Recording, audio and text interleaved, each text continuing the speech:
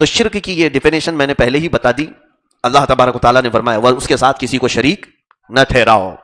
اللہ تبارک و تعالیٰ کے ساتھ شریک نہ ٹھہرانے کا کیا مفہوم ہے, کیا مطلب ہے, اس کی تفسیر گزر چکی کہ عبادت میں بھی کسی اور کی نیت بھی نہ آئے, حتیٰ کہ ہم رسول پاک صلی اللہ علیہ وسلم کی بھی عبادت نہیں کرتے. یہ توجہ سے سن کے چلیں. اور یہاں پر میں نے بہت سارے اعتراضات کو بھی دفع کیا تھا کہ کچھ لوگ ہم پر اعتراض کرتے ہیں کہ قبروں کے سامنے سجدہ کرتے ہو آپ. جو سجدہ کرتا ہے میں اس کو سنی نہیں سمجھتا, اہل سنت و جماعت میں سے نہیں ہے. اگر قبروں کے پاس وہ سجدہ کرتا ہے تو وہ حرام کام کر رہا ہے, اور اگر قبر کو خدا سمجھ کر کے کر رہا ہے تو اس نے تو شرک کیا. یہ میں کھل کر کے کہہ رہا ہوں. ہم کبھی کسی قبر کے سامنے سجدہ کرنے کی اجازت تو دور کی بات ہے.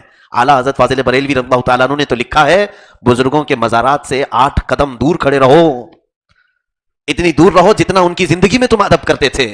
تمہارے ہاتھ اس لائق نہیں کہ ان کے ہاتھ چھو سکو, تم تو گناہوں میں آلودہ آئے ہو.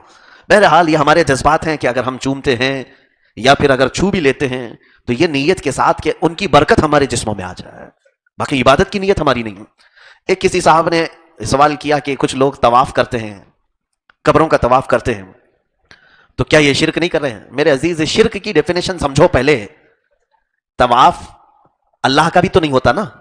اگر صرف اللہ کا طواف کر رہے ہوتے اور پھر کوئی دوسرے کا طواف کرتا تو آپ کہتے شرک کیا. خدا کا طواف ہوتا ہے؟ شرک اس کو کہتے ہیں جو خدا کے ساتھ خاص کام ہے لیکن وہ کام دوسرے کے ساتھ بھی آپ کرنے لگ گئے, دوسرے کے ساتھ بھی وہ کام کریں تو شرک ہے. خدا کا کب طواف کیا آپ نے؟ طواف تو خانہ کعبہ کا ہوتا ہے. ہاں البتہ جن لوگوں نے قبروں کا طواف کیا اگر وہ اس طرح کا نیا کام شروع کر رہے ہیں تو وہ بدعت انہوں نے کیا ہے, حرام ضرور ہے, شرک نہیں, حرام ہے. بہرحال یہ تفصیلی بحث بہت دیر تک چلی جائے گی.